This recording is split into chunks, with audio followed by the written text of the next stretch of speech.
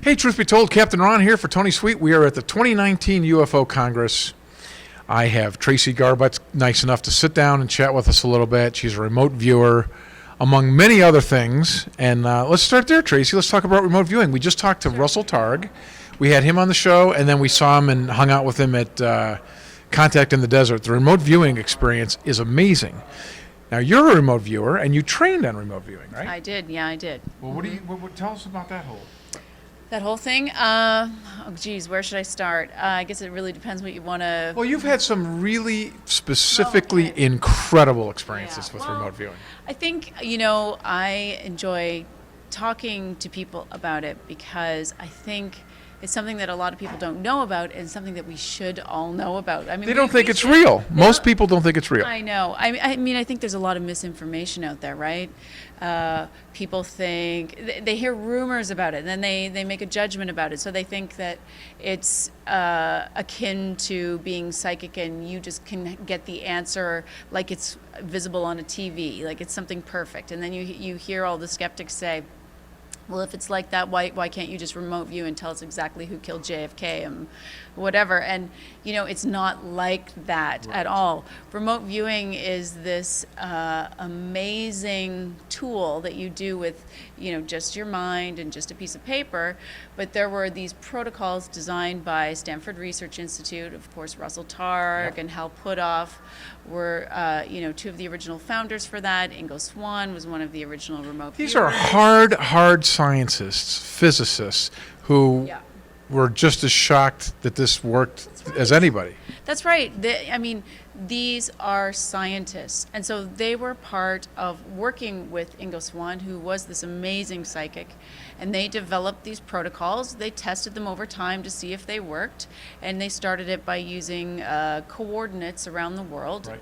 And they would have Ingo Swann, their psychics, and the other people they were working with, the other participants, try to view or bring in information about the coordinates that were, so the target was essentially hidden from them, and they would try to acquire information. And to everyone's surprise, except probably Ingo Swann's, because he expected he would get these, people were able to use the protocols they developed and come up with a lot of this information. But again, it wasn't like...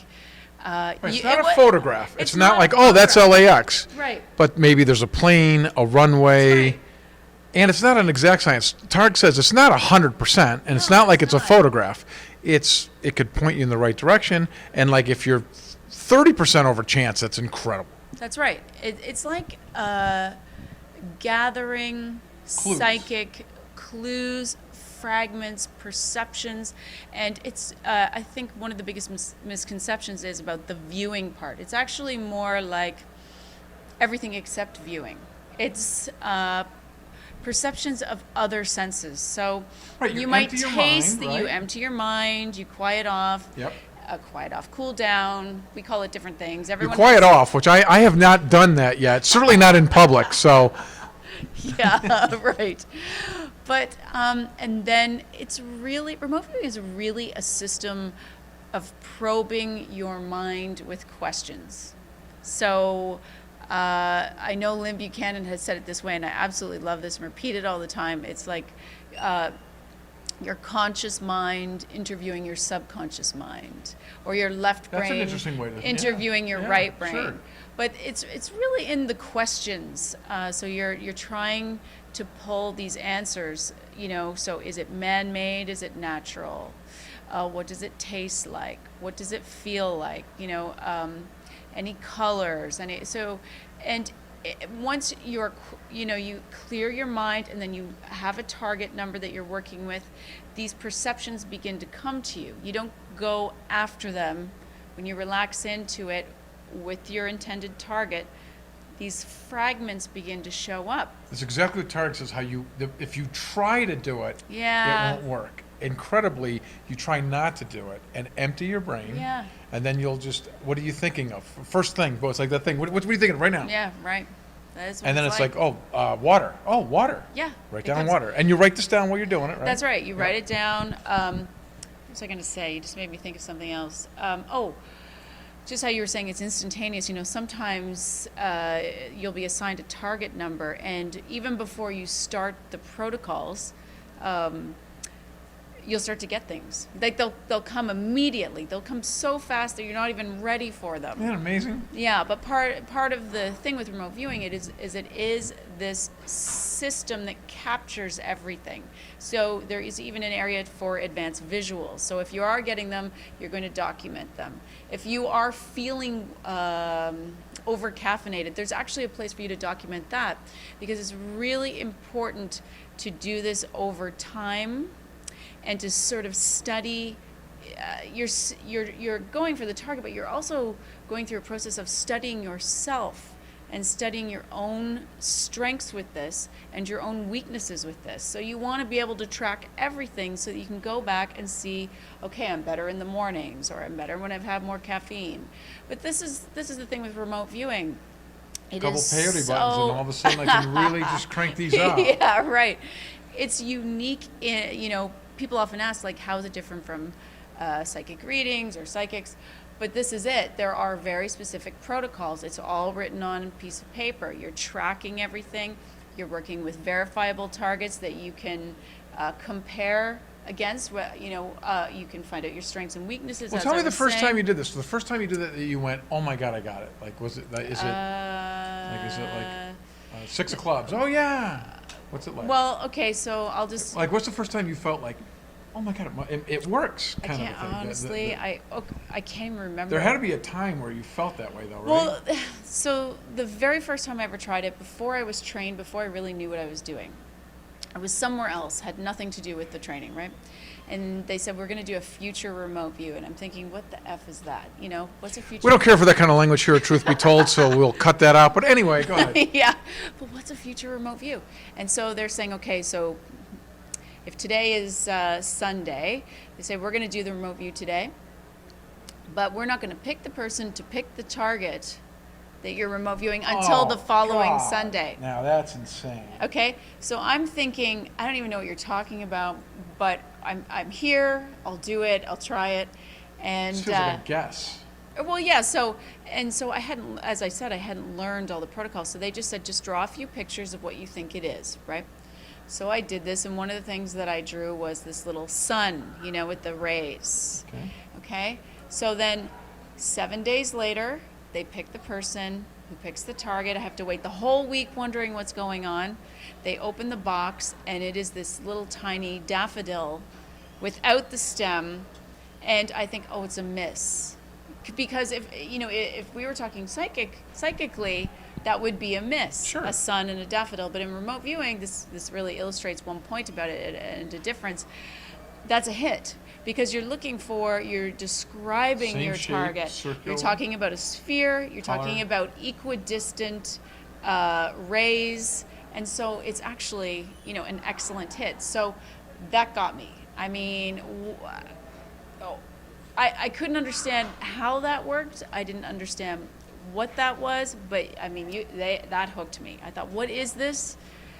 What can we do with this, and why do we have it? Right. It became this great mystery to study and follow, and I'd had a lot of experiences happening over the course of my life that I want to figure out anyhow.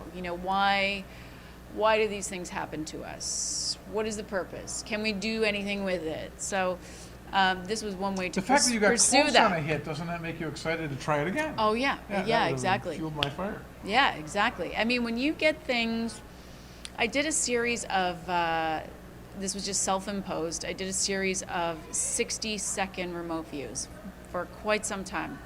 And it was just because I could see that sometimes you would get a target and your mind would spit out the right answer right in your advanced visuals. Like, it would happen so quickly. So I thought, what if I only give myself 60 seconds, And, shit, what was I going to tell you about that? I absolutely You're saying how you did it like distracted. every day, 60 seconds, over and over, boom. Oh yes. So there was this one that I did, and I'm sensing this thing really straight, just boom, boom.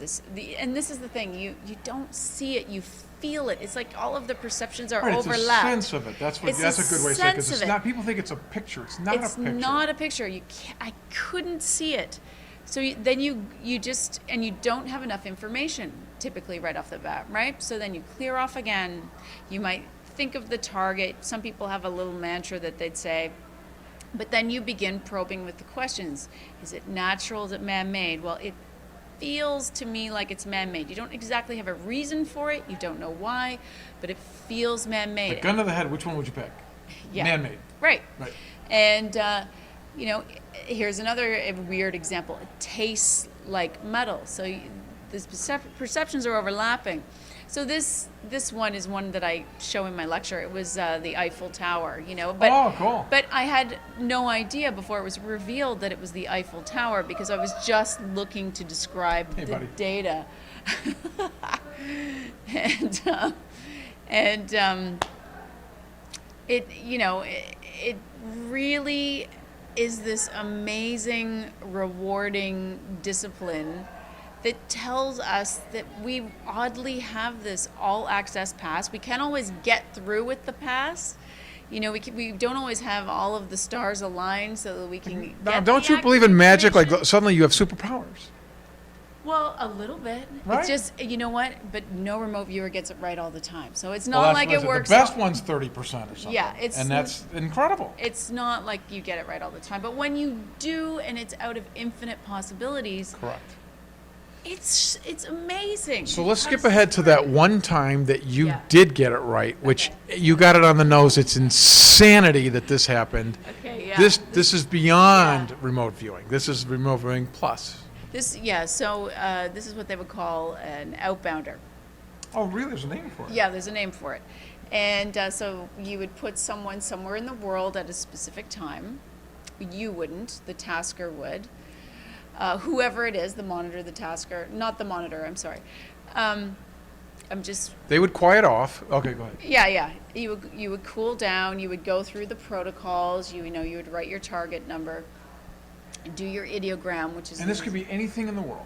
and you want it to be anything in the world too. You don't want any information. You don't want any front loading. It's much harder because then the ego has a chance to guess. Right. Right. So you want it to be out of infinite possibilities. So all we're doing is coordinating the time. Someone is somewhere in the world, and you want to describe their environment and determine whether they're male or female. Right. And you This is are the in task. Canada. I was in Canada at the time, in Vancouver. So this happens. I've cooled down and I start getting these perceptions, and I often will share what they were like just so people kind of know how they come in, you know? So immediately I begin to feel water. I'm smelling it, and I'm trying to determine what kind of smell this is. And I can tell that it's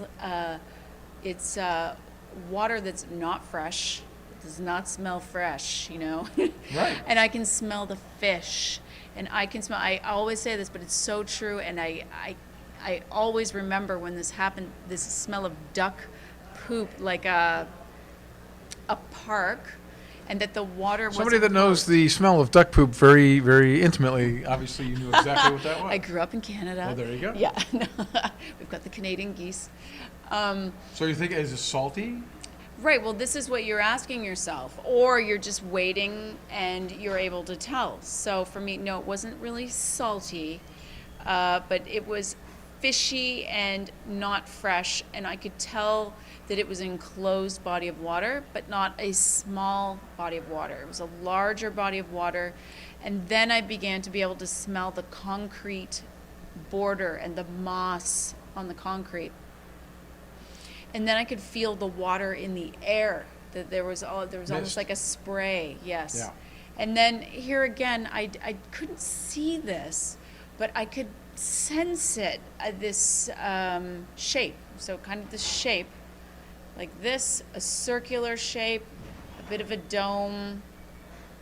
And again, you don't know. You're drawing these things and writing them down. And on this particular one, my mind is not really guessing. I was learning. That's good. You I was shouldn't be, right. right? Yeah, right. good. Exactly. I was learning at the time, so I wasn't confident. But then I started to get this real locking in feeling. Like I felt like I am there. You know, it was a deeper level of engagement. And I remember thinking, I don't know how I know this, but feel like I am in the middle of a city. Like I could almost sense the buildings surrounding this body of water. So the very final thing that I saw, and in this particular case, I saw it, and it was clear, and probably the clearest of any I've ever seen in any remote view ever. I saw a reflection of an eye, and it was a woman, because I could see the makeup around her eye, but the reflection was looking back at me. That's insanity. Okay. That would wake me out of this kind of. Yeah, and I thought, oh, it's a woman. And I mean, I was so confident, which can be dangerous with remote viewing, but I was so confident that it was real, that I thought, if I am wrong, I'm going to quit. I'm going to quit, because If this isn't really what it is, then I feel that certain about it. Sure. So the reveal comes. It ends up being exactly, it was an exact. I mean, I wasn't even surprised. It was that clear, right? It's called Lake Eola. It's a place in Orlando, Florida. It is a water park in the middle of the city of Orlando, and it has a fountain with a turtle-shaped fountain that is the center part of the entire place. But the best part of the story was, I lived in Canada my whole life. Well, now wait. So that's the remote view. That's insane. Oh yeah, this But is the part. Two parts of the story. That's right. Here's the other part. I lived in Canada my whole life. I end up, through a weird chain of events, moving to this city, to Orlando, Florida. And then I end up meeting the woman who I was remote viewing. The eye you saw. The eye I saw. Now that to me is what I call a synchronicity. Yeah, that's And right. synchronicity is that's my favorite thing in this whole 50 genres. Synchronicity is the only one that's happened to me, and it happens crazy, and I always love to talk about it.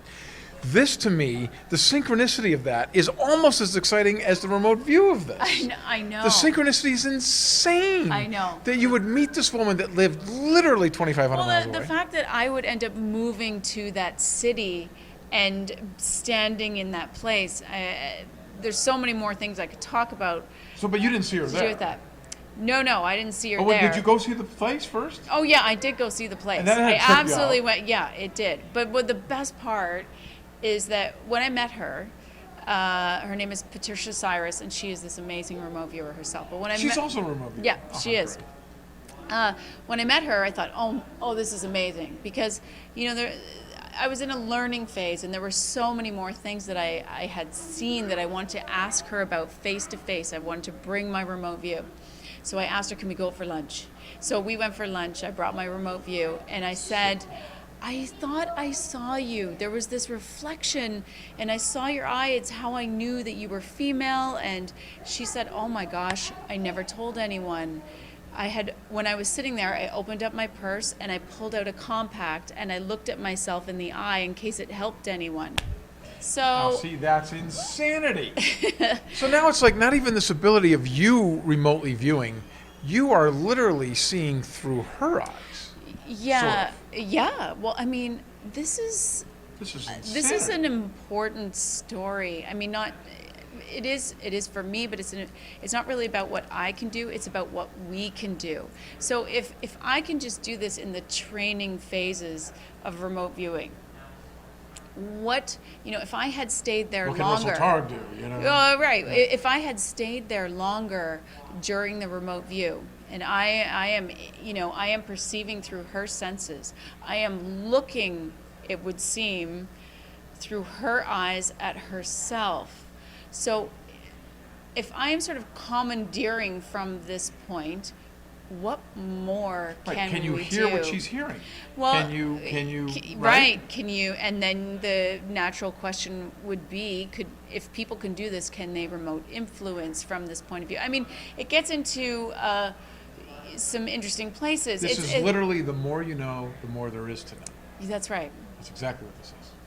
Yeah, and then I think about, wow, we have this incredible access, this amazing ability to go way beyond anything that we're ever taught about ourselves. And at the same time, when you're exploring that, you're thinking, my God, what if they ever weaponized this? Right. Right? And supposedly the military was doing the men who stared goats and all of that. Yeah. The military was looking at this. Influencing, yeah. Yeah, it's hard to Yeah. believe they didn't get something out of that. I mean, if Yeah. we figured out that it's real, Yeah.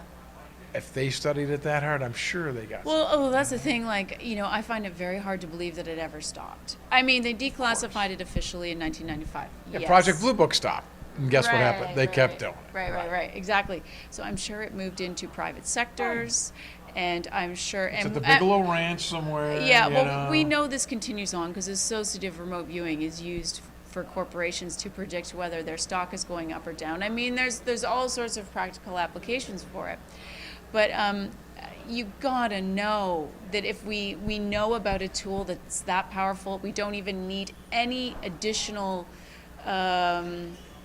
Equipment, anything? yeah, nothing to Now, help think us about do if this. somebody nefariously used this, how scary that is. That's right. That's why I always say to people, do not remote view your friends. God, I think let's it's- leave that alone. Can you imagine? But I think, honestly, I feel that people should know about remote viewing. Just to be a savvy human being, we need to know that Yeah. this is A, something we can do, and A, something just that we should know about that The people fact- can do. Yeah, you the know? fact that we can do this, now I think, well, what else can we do? Well, me too. That's Yeah, what if I'm we can do always that. thinking. But for me, I mean, I was here talking about remote viewing because, yes, I think it's an important tool. Yes, I think we should know all these things. And yes, it's very interesting to go remote view about some external target. But one of the most important things to me when I was remote viewing over, a pretty long period of time, very, very seriously, was I began to notice that this is an exquisite method of breaking down the language in symbols between my conscious mind and my subconscious mind. So, and the subconscious mind seems to have all of this additional information. Like the subconscious mind seems to be part of the part of us that is able to that has extrasensory perception, that people often will tell stories of their, parents or loved ones passing. This other part of them that is not conscious and can't quite explain it will pick up these warnings, this intuitive information about life events that are going to happen. So the subconscious mind appears to be this extra intelligence. Synchronicities are probably all a part of that, right?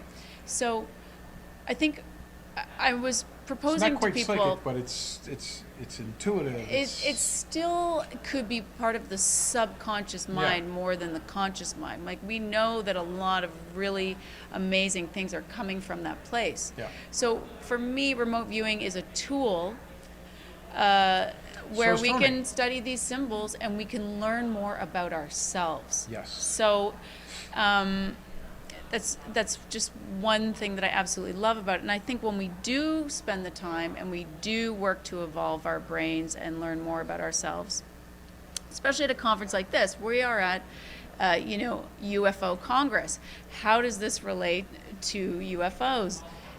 Does it? And I think that learning this symbolic language, this deeper part of us, this deeper part of ourselves that has all of this extra information, if we go there and examine that and expand our perceptions, that just might be a way that in the future, if we have any encounters with, a more advanced species, this might be one way way we we could connect. Because Absolutely. of all the reports of abductions and UFOs, you never hear that there is a language. There aren't words. There's not writing. There Right, it's aren't always in the head. sentences. It's always in the head. I mean, well, I shouldn't say people do report thoughts, like thought transference, but I think that this symbolic language might, I don't know for sure, might give us a little bit of a leg up, possibly into a different type of language, a different Listen, method we of can't communication. we don't know any of these things, but we're getting an inch We closer don't all know the time, for sure. and that's We awesome. absolutely don't, and I don't pretend to know. But listen, you're on the abduction thing, which is a perfect thing. I want to talk to you real quick about abduction Sure. too. The Dr. Jacobs, for example, says Oh, that yeah. I love this guy. Yeah, me too. Yeah. I think he's fantastic, and he says that the alien abduction phenomenon does not discriminate, doesn't care about age, Yeah. race, income, where you live, how you city, does not matter. Yeah.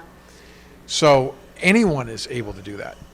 Then there's some people, I've heard some things where they think there's a certain blood type that's more frequently. Yeah, the RH negative thing. Yeah, Yeah. that's I don't know how flushed out that is, but that's the thing. But I think you have stumbled onto something that does possibly pick who gets abducted, and it's the right left brain thing. Oh, that's interesting. Okay. is. Yeah, yeah. So, well, I have a few different thoughts about this. I think. So yeah, I talk about the right left brain a lot. You do, and I think do. that fits I do. right into Yeah. this, and maybe that is sort of a indicator, possible, Maybe. or more likely. Possible. It could be. So here's one way I think of it. Okay, so it's possible that a certain part of the population is being abducted, but it's also possible that everybody is, and maybe people who are slightly more right-brained might have a different way that their memory might bleed through memories of it. What do you mean? Maybe everybody is. Well, it's just occurred to me, when people say, how do you think they select who they abduct? Right. And, I think probably they would take a sample. That would be more likely. But I have also thought about, what if they don't? What if everybody is part of this program, but only some people remember it? Now, this is just one theory, but it's probably the least likely theory. Yeah, I say that's a tough one. That's a deep thing to. Yeah. Or like, She's being hazed and hassled by some. yes. Oh my goodness. Some of these heckler fans that come here, they're very rude. But yeah, so I had talked about that before, that it seemed to me that a lot of people who are off on the spectrum of right brain were remembering these abductions. And so were they the ones more likely to be abducted?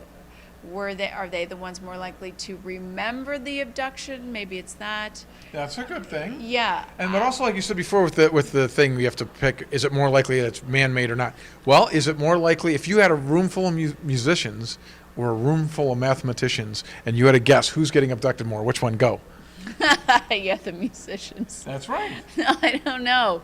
I mean, I don't know. It does seem to be more of a right-brain person. There's a lot of people that come out that say that they're. Yeah, this is what makes me wonder, because you would think, I always think of abductions and anything to do with extraterrestrials in terms of if looking at ourselves way down the road. If we progress 100 years, 200, 500, 1,000 years, what would we be like once we are a spacefaring civilization? What would we do? So we're already out there. We're visiting other planets. Our scientists are studying other planets. Our behavioral scientists want to know the psychology. Maybe we would want to start civilizations and look after them from afar and not interact. So this is how I always try to think about, reflect back and think about, Why would they be abducting us? why would they be abducting us? And then, in that scenario, the way I'm laying it out, I think, okay, if we were really that far ahead and there was a rampant disease on our particular home planet, so we wanted to try to culture and begin a civilization that did not have that defect. And so we would start them on another planet. I'm talking way off in the future. I'm going all sci-fi here. Maybe we would decide we don't want to interfere, but we see there is a potential problem. We don't want to, so we might come in at night when they think they're dreaming, can sort of control the situation, take some eggs, take some semen, start again, and we're going to try again on this planet. And so there are reasons why someone might do this. well, yeah, so I just try to put it, I mean, we think of E.T. and aliens as this, this crazy far out thing, but I think sometimes we should bring it back and just think, what would we be like when we have all of these opportunities to colonize planets? And what would we do? and how would we do it? And things start to make sense to me. I mean, and you have to also take into consideration where we are with artificial intelligence. It's increasing exponentially. So we can't even fathom right here Well, right what now that's we're going just to do living with the us. simulation anyway. Yeah, so we could be. Could be. Most likely Billion we to are. one chance this is base reality. That's Right? true. So- You know, the other side of that is how Jacobs, again, the best Yeah, analogy. sorry, I kind of went off there, but It's from all right. Jacobs. The Jacobs thing is that when people say that, well, they would just show up and then land on the White House lawn, that to me is just so asinine, because it's not like that at all. It's like this. It's in the jungle. I'm sure we have two scientists walking through the jungle. They see a giant anthill there, and they're going to study these ants. There's 1 million ants there. They take a jar. They Yeah. pluck 10 of them out of there. Yeah. They keep them for a while, weigh them, check them, put a number on their back, and put them back. Yeah. We don't stop and check with the queen. Hey, is it okay if we take 10 of these? Yeah, right, We we don't. just do it. We just do it, and we put them back because it's Yeah. our objective to see how. Then we come back and get them again. We How study much do them. they weigh? Maybe how many babies are they gonna have? We check on that Right. stuff. So maybe they're doing that kind of thing. Checkups. That would make sense. Why would we stop and talk to the queen of the ant? They're never going to get it anyway. Yeah. And he says the reason this is clandestine is because they don't want to tell us. I mean, if they wanted to, they could land on Yeah, the White House they lawn. could tell us, but So they're in control. So it's that mirrored with what your analogy was. If we were that far advanced, maybe they know we're all going to get this disease, and they're going to fix the DNA of a few of us, and eventually the math would work that Yeah. we wouldn't die out. Who knows? I don't know. But There's no way we'll ever know. No, we won't. And I mean, Jacobs has a very sort of nefarious outlook on this, that this is essentially planetary takeover, right? Well, possibly, yeah. But he said yes, he does say that. Yeah. But at least for sure, it's their objective, whatever they want. Right. They right, don't right. care what our opinion is. Yeah, They don't. they're just doing it. That's right. Yeah. And possibly he does think that yes, they could be infiltrating us. Yeah, yeah. Well, yeah, and I think a lot of other people kind of are starting to believe that as well. I don't know. I mean, yeah, that's one total possibility. But the interesting thing about David Jacobs' work to me, I love his work. I appreciate his work. I think it's super valuable in the field. Agreed.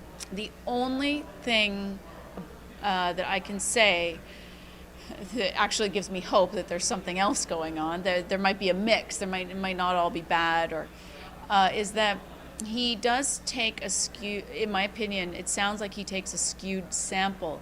So when he takes abductees, he only takes people who are traumatized by their experiences. Well, that's who comes to him too. That's who. Well, Yeah. no, right. That's Yeah. who comes to him. Right. So That's true. He's only looking at that he's because that's only who he gets. right, Yeah. and because he does it for free, he will see them over and over and over. I mean, this takes a lot of his time.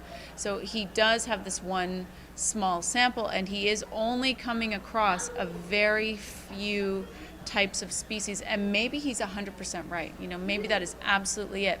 But I always just take that into consideration, that he is taking the most traumatized people. He says, like, if you're okay with your life the way it is, and you're managing, don't dig in, right? That's how he positions it. And so, but if people absolutely cannot live the way they are, he'll take them in. So they are ultra traumatized. So they're all sort of on one end of the spectrum, right? That's a very good point. Absolutely. So again, I'm not negating anything he's saying. I'm just saying we need to keep that in Right. mind. That's true. And but then we have all of the other researchers too. And Yvonne Smith did this amazing lecture. I always talk about it, where she said, and I saw it in 2013. She also works with people that are traumatized. She does, but not PTSD kind But of she thing. also takes anybody. She takes Right. everybody and anybody, and they pay her. But you wouldn't call her unless you were having a problem. Well, some people have experiences and they're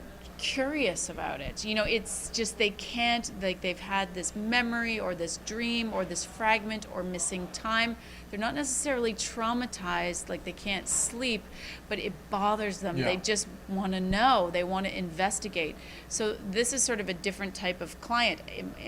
Unless I'm wrong, and if I'm wrong, they can correct me, but this is how I believe I've heard it from them. Mm-hmm. And so Yvonne always talked about You know, if I saw one person reporting the same thing, fine. But then she was getting 10, 20, 30, 40. So she started to have them draw what was going on so she could compare them because they hadn't met each other. And then she did a presentation of all of the common features, but drawn out. And here you're seeing a little bit of a different story from what David is showing. And so I think it's really important to get to at least, and I'm sure this is still only a fraction of what's going on, agreed. right? But what it does allude to, at least in my books, is that there are multiple agendas going on. Right. So there might Right, they both might be spot they on. might, exactly. Yeah. I mean, there's great research out there. I mean, as best you can do considering what it is, the nature of it. But I mean, I actually hope it's multiple agendas, Yeah. that it's not just one group that's in control of everything. But abductions are a freaky, fascinating. They are, and I feel for those people, man. Yeah. I mean, something's happening to them, and I really feel for them. And the thing is, like, well, it's just, this is one of those things that's so hard to know. Yeah. So hard to know. Yeah. But by exploring these things and talking it out and being open to it, we're getting a little bit closer, and Yeah. that's fast. And I want to know. I want to know while I'm still alive. Oh my God. Yes. You know? Yes. I want to zip this thing along. Right. Like I think of Stanton Friedman. I know that sucks. Yeah. And that, you know, that he didn't, although he probably knows now, right? Possibly. Yeah. If you believe that. Yeah. Maybe Well, he knows. Kathleen thinks he's talked to her. That's right, yes, she said that. That's Yeah. interesting. Yeah. All right, we're going to wrap it up there, but I'll tell you, thanks, Tracy, for talking to Oh, us. It was thanks really for having fun, me. very interesting stuff. And we're that much closer, and we're going to keep working on it, and hopefully we'll get even closer. Keep working at it yourself. Thanks for Thank sharing you. us all that Thank stuff. I really you. appreciate it. For Mr. Tony Sweet, I'm Captain Ron with Truth Be Told here at the 2019 UFO Congress.